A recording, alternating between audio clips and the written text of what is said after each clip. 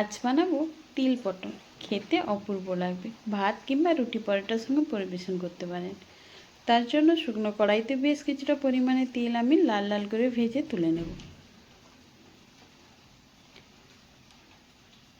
নামিয়ে নেওয়ার পরে আবারও আমি বেশ কিছুটা পরিমাণে দিয়ে দেব তেল।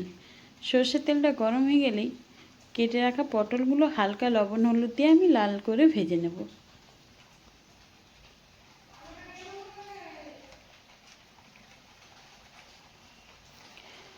পটলগুলো সুন্দরভাবে লাল করে ভাজা হয়ে গেছে, এবার আমি নামিয়ে নেব।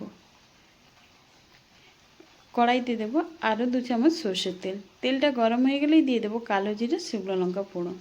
ফোড়ন থেকে একটা সুন্দর গন্ধ বেরোলেই দিয়ে দেবো কেটে রাখা আলু আর গাজর। হালকা লবণ দিয়ে আমি আলু গাজরটা একটু ভেজে নেব। ভেজে নেওয়ার পরে দিয়ে দেবো বেটে রাখা আদা, টমেটো, আর দেবো লবণ, হলুদ গুঁড়ো, কাশ্মীরি লঙ্কা গুঁড়ো। মশলাটা আমি কষিয়ে নেব তেল ছাড়া পর্যন্ত।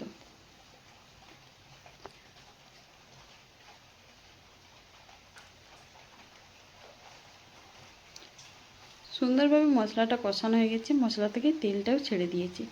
দিয়ে দেব ভেজে রাখা পটল, আর দেব যে তিলটা ভেজে তুলে রেখেছিলাম, মিক্সিতে গুঁড়ো করে নিয়েছিলাম, কিছুটা গুঁড়ো তিলও দিয়ে দেব।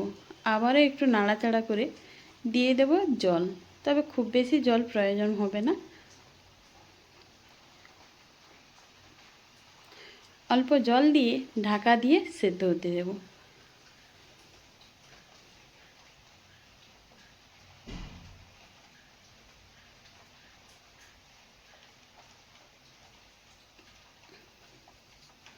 ঢাকা খুলেই গা মাখা হয়ে গেলেই নামানোর আগে দেব স্বাদ মতো চিনি, আর দেব বাকি তিলের গুঁড়ো আর একটু পোস্ত। ভালো করে নাড়াচাড়া করে নামিয়ে নিলেই রেডি যাবে তিলের এই রেসিপিটা। আপনারা চাইলেও পোস্ত না দিয়ে তিলটাই দিতে পারেন, খেতে কিন্তু অপূর্ব সুন্দর লাগবে।